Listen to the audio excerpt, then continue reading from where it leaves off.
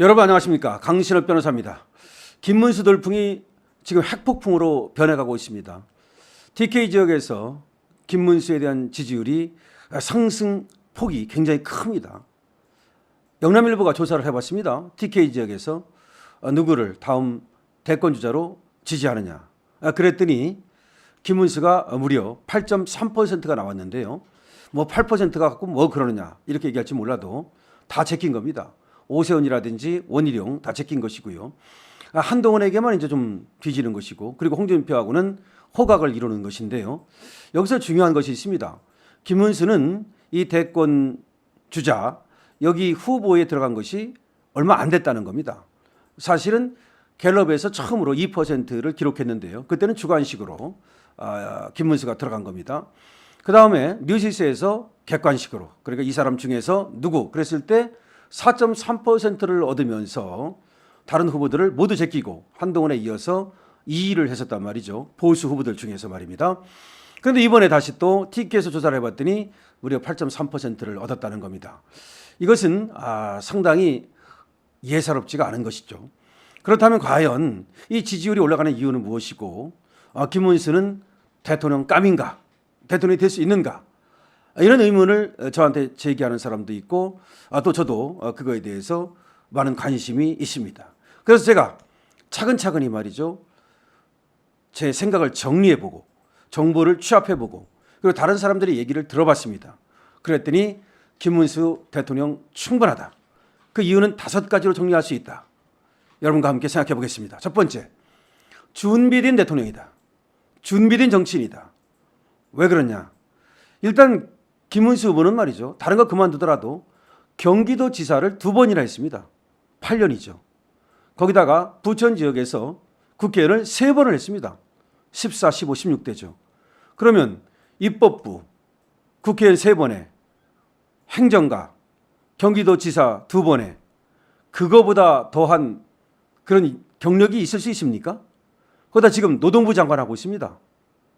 거기다가 노사정위원회 위원장도 했습니다.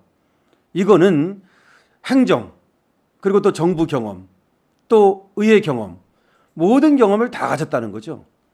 즉 대통령만 빼놓고 다 했다는 거 아닙니까? 경기도지사 했겠다, 장관 했겠다, 대통령만 빼놓고 다 했다는 겁니다. 그렇기 때문에 준비된 대통령이다. 두 번째입니다. 이게 굉장히 중요한데요. 김문수 노동부 장관, 이 김문수 대통령 후보는 아주 드문 그런 이력의 소유자입니다. 자, 보십시오. 경상도 영천 사람입니다. 그런데 대구에서 또는 영천에서 국회의원을 한 것이 아니라 어디에서 국회의원을 했습니까? 부천에서 했습니다. 부천이 어떤 곳입니까? 다 민주당만 당선이 되는 곳입니다. 왜냐하면 김문수 후보가 노동운동을 하고 과거에는 저 진보 쪽에 있던 분이기 때문에 그렇게 부천에서 3선 의원을 했던 것이죠. 그러니까 또 경기도에서 지사를 했습니다. 그리고 노동부 장관을 하고 있습니다. 그러면 김문수 후보는 영남권 정치인이 아닙니다. 수도권 정치인입니다. 경기도가 수도권 아닙니까? 부천이 수도권 아닙니까? 거기다가 전국구 정치인입니다. 장관 했는데 전국구죠. 아하, 지역은 TK인데 정치는 수도권에서 했다. 이런 사람은 많지가 않아요. 대개 TK 사람이면 TK에서 정치를 하는 거죠. 수도권 사람이면 수도권에서 정치를 하는 거죠. TK의 사람이 수도권에서 와서 정치를 했다? 이거는 TK 표도 얻을 수 있고 수도권 표도 얻을 수 있다는 아주 강한, 정말 큰 메리트를 가진 거죠. 세 번째입니다. 김문수 후보는 좌우를 아우르는 폭넓은 인맥을 갖고 있습니다. 김문수 후보는 과거에 진보였습니다. 학생운동했습니다. 그것도 그냥 학생운동이 아닙니다. 노동운동입니다. 정말 대학교 다니면서 공장 가서 진짜 일했습니다. 노동운동했죠. 학생운동했죠. 민주화운동했죠. 이런 좌쪽에도 그야말로 김문수를 지지하고 김문수를 옹호하는 사람들이 굉장히 많다는 거죠. 그런데 또 우쪽에 와가지고서 말이죠, 지금 윤석열 대통령을 도와드리고 있고요. 또 박근혜 대통령하고도 사이가 좋고, 박근혜 대통령이 탄핵이 잘못됐다고 말하는 분이기 때문에 박근혜 대통령을 좋아하는 사람들도, 지지하는 사람들도 김문수 편, 또 이명박 대통령을 지지하는 사람들도 김문수 편, 윤석열 대통령을 지지하는 사람들도 김문수 편. 그러니까 보수 쪽에도 적이 없어요. 더군다나 태극기 집회하면 거기에도 참석을 하는 그야말로 폭넓은 그런 어떤 인맥을 갖고 있습니다. 그러니까 좌우를 다 포함하는 폭넓은 인맥을 갖고 있다는 거죠. 이거는 대통령이 될 수 있는 충분한 어떤 자질과 자격이 된다는 것이고 대통령 되는데 엄청난 장점이 된다는 겁니다. 네 번째입니다.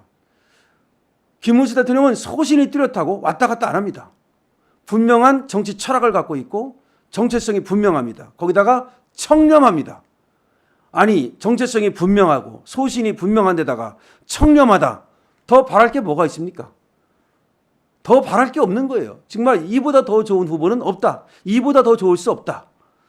정말 김문수 후보 같은 사람은 찾아볼래도 찾아보기가 굉장히 어려운 사람이라는 게 분명한 거죠.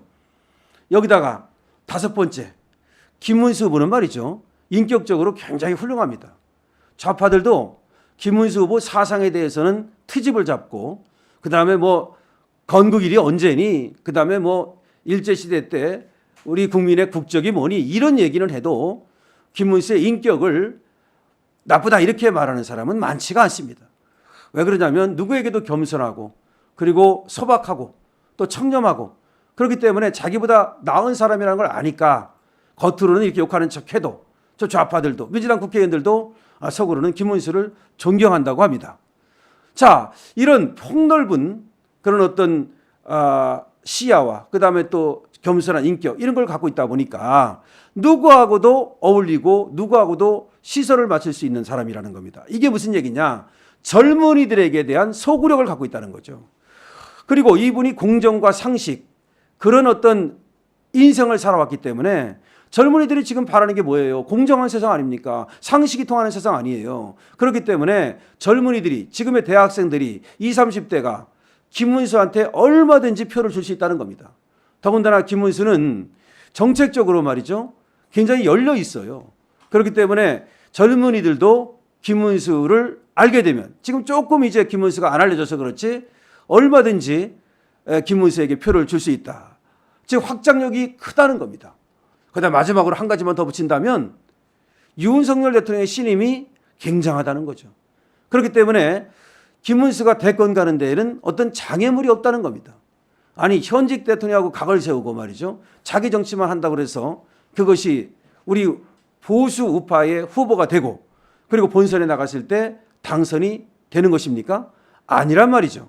그렇기 때문에 김문수 후보는 여러 가지 자질과 자격 모든 것을 갖춘 준비된 후보다라고 말할 수 있는 겁니다.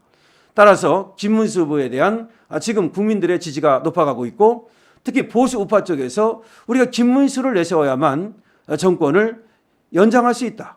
우리가 다시 정권을 획득할 수 있다라는 얘기가 나오는 겁니다.